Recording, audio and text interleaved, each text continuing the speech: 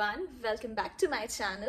Today I have something extremely crucial planned for you, and you'll have to take my word for it, because in order to help my clients, I have to spend countless hours correcting their mistakes, which has in turn helped me to list out the most common yet the biggest mistakes people make while speaking in English.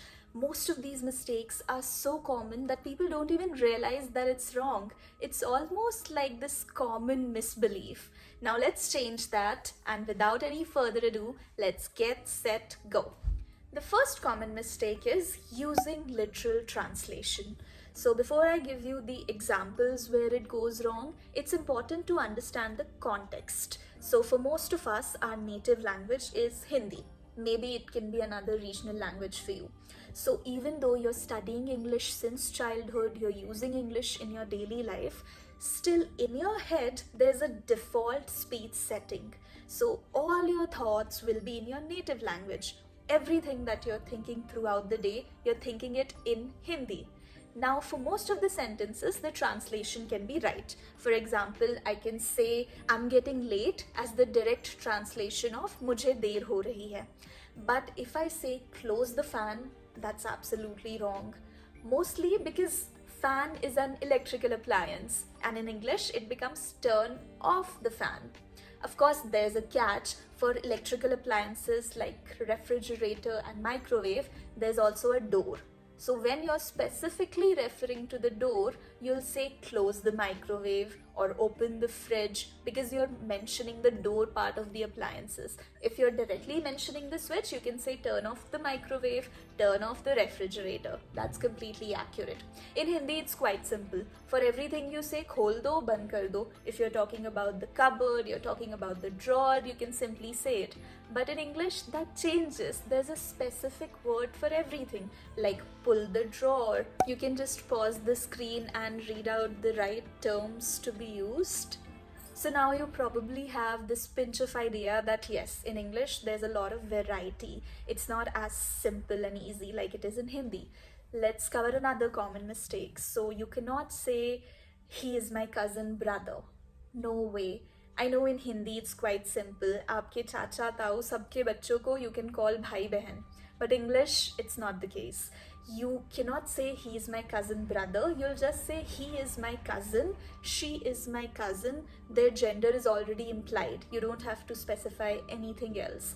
The same rule is applied to siblings. Siblings would already mean that you are closely biologically connected to them. So you don't have to say he is my real brother. Like in Hindi, you say saga bhai, sagi behan. In English, you don't have to say that. You can simply say he is my brother. And if you really want to mention how serious the connection is, that there's a blood relationship, you can simply say that he's my biological brother, she's my biological sister.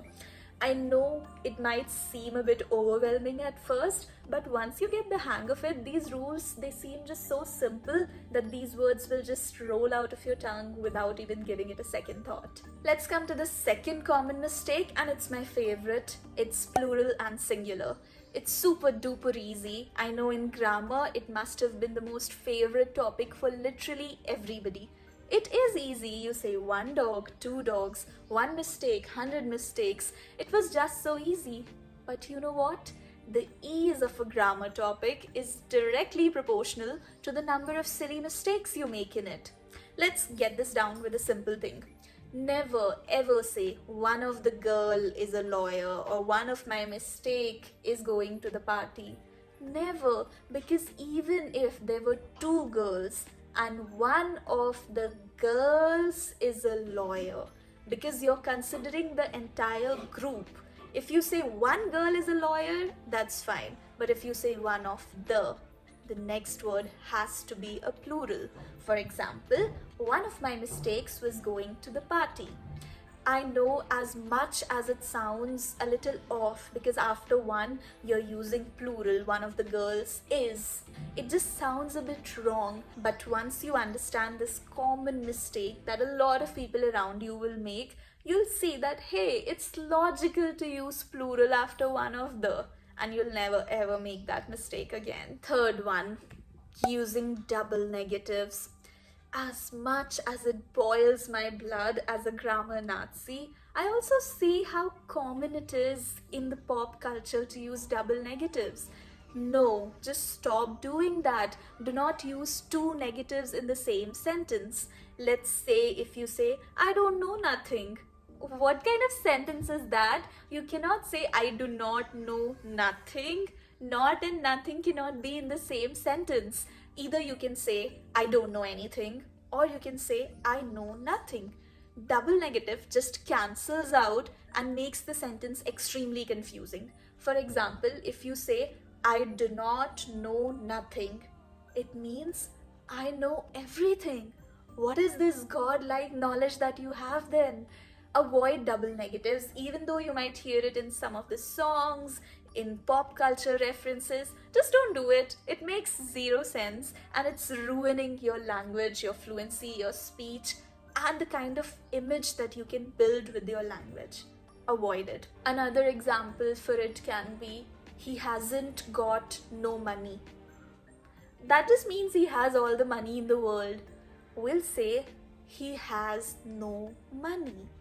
Simple sentence, avoid double negatives, and your sentence would be crystal clear. Fourth mistake is sort of a collective mistake. It's about your pronunciation mistakes. So first of all, it's important to understand that all of us come from different parts of the world. Even within our country, we have thousands of different accents, and we should embrace it. Uniqueness should be supported, not criticized. I agree with it completely. But it becomes an issue when your pronunciation is completely off the charts. For example, this word. It's Wednesday. No matter which accent you're speaking in, we can never call it Wednesday. Just unacceptable. The D is silent and it becomes Wednesday. Wednesday. The same thing with this word. It's not breakfast, it's breakfast. Breakfast. A quick sound, A is silent, both the A's are almost silent. So breakfast, simple word. Now to help you understand this a little bit better, let's take this word. So it's okay if you have different accents, you can call it orchid, orchid, both are acceptable. But you can't call it orchid. That's just absolutely wrong. Let's say this word. It's chivalry. You can't call it chivalry, chivalry. It's just not acceptable, even though CH has different sound in different words. For example, in much, it is ch. In chaos, it is k. So you just have to remember how CH sounds in every word and not mix these pronunciation problems. Trust me, once you have it clear in your head, okay, this word is supposed to sound like that, you'll never make pronunciation errors. And especially in your professional space, in office areas, you wouldn't be judged based on your pronunciation, because let's admit it, your skills, your talent is sort of judged by how you present yourself. And pronunciation is the key element of the first thing that people see within you. So make sure you're not making these mistakes. I do feel that pronunciation deserves a whole another video, because you need to approach it with a clear, clean mindset, just so you don't have any other thoughts lined up. So I'll probably make another video where we'll cover pronunciation in depth. The last one is stative verbs. I know we're gonna get a little bit technical, but it's important, so stay with me here. Stative verbs are words that describe the state or condition. They are not like the regular verbs. They don't describe an ongoing action. So they'll cover your thoughts, emotions, senses, even relationships and possession. Now the thing with stative verbs is that since they're not describing an ongoing action, you can't use them in continuous form. You can't use ing with it. So the wrong sentence would be, I'm hoping she will be there. The right sentence is, I hope she'll be there. Another example can be, I'm having a book. Having, its possession. You don't have to use continuous tense there. You can just say, I have a book.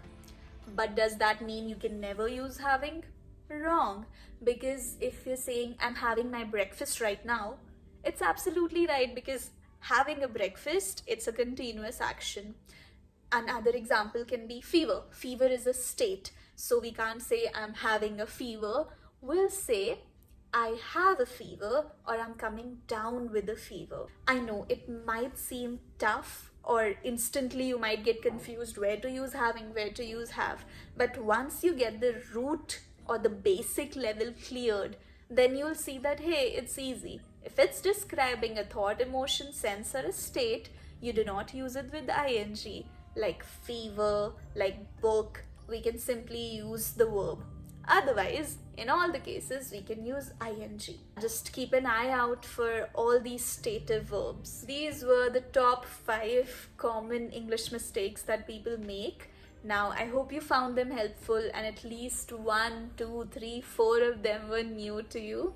If you have any doubts or you have any requests, you can comment down below. Thank you so much for watching and happy speaking!